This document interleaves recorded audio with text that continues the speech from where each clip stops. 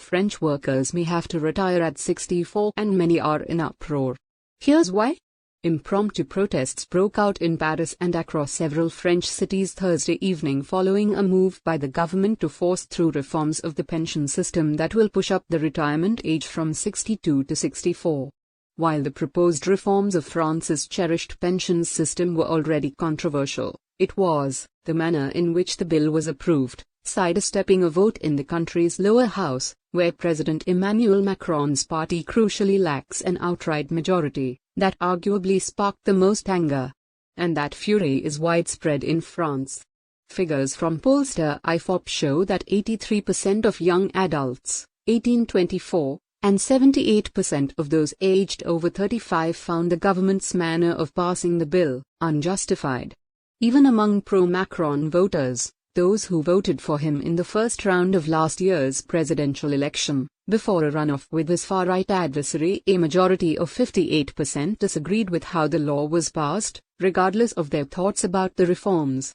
Macron made social reforms, especially of the pensions system, a flagship policy of his 2022 re-election, and it's a subject he has championed for much of his time in office.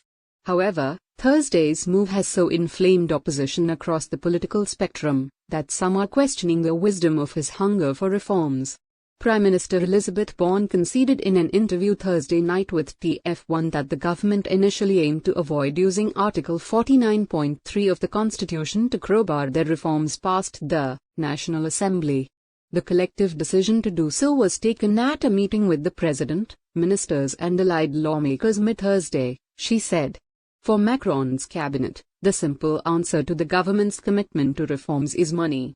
The current system, relying on the working population to pay for a growing age group of retirees, is no longer fit for purpose, the government says. Labour Minister Olivier Dussopt said that without immediate action the pensions deficit will reach more than $13 billion annually by 2027.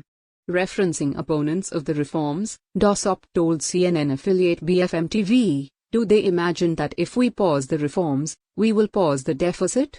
When the proposal was unveiled in January, the government said the reforms would balance the deficit in 2030, with a multi-billion-dollar surplus to pay for measures allowing those in physically demanding jobs to retire early.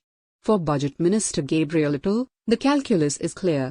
If we don't do the reforms today, we will have to do much more brutal measures in the future, he said Friday in an interview with broadcaster France Inter. Each time there is opposition from public opinion, then little by little the project passes and basically, public opinion is resigned to it, he said, adding that the government's failure was in its inability to sell the project to French people. They're not the first to fall at that hurdle. Pensions reform has long been a thorny issue in France. In 1995, weeks-long mass protests forced the government of the day to abandon plans to reform public sector pensions. In 2010, millions took to the streets to oppose raising the retirement age by 2 years to 62, and in 2014 further reforms were met with wide protests. For many in France, the pensions system, as with social support more generally, is viewed as the bedrock of the state's responsibilities and relationship with its citizens. The post-World War II social system enshrined rights to a state-funded pension and health care, which have been jealously guarded since, in a country where the state has long played a proactive role in ensuring a certain standard of living. France has one of the lowest retirement ages in the industrialized world, spending more than most other countries on pensions at nearly 14% of economic output, according to the Organization for Economic Cooperation and Development. But as social discontent mounts over the surging cost of living, protesters at several strikes have repeated a common mantra to CNN: they are taxed heavily and want to preserve a right to a dignified old age. Macron is still early in his second term, having been re-elected in 2022, and still has 4 years to serve as the country's leader. Despite any popular anger, his position is safer now. However, Thursday's use of Article 49.3 only reinforces past criticisms that he is out of touch with popular feeling and ambivalent to the will of the French public. Politicians to the far left and far right of Macron's centriste party were quick to jump on his government's move to skirt a parliamentary vote. after the slap that the Prime Minister just gave the French people by imposing a reform which they do not want. I think that Elizabeth Borne should go, tweeted far-right politician Marine Le Pen on Thursday. Members of Parliament of left-wing coalition UPS, New People's Ecologic and Social Union, hold placards as French Prime Minister Elizabeth Borne addresses deputies to confirm the force-through of the pension law without a parliament vote on Thursday.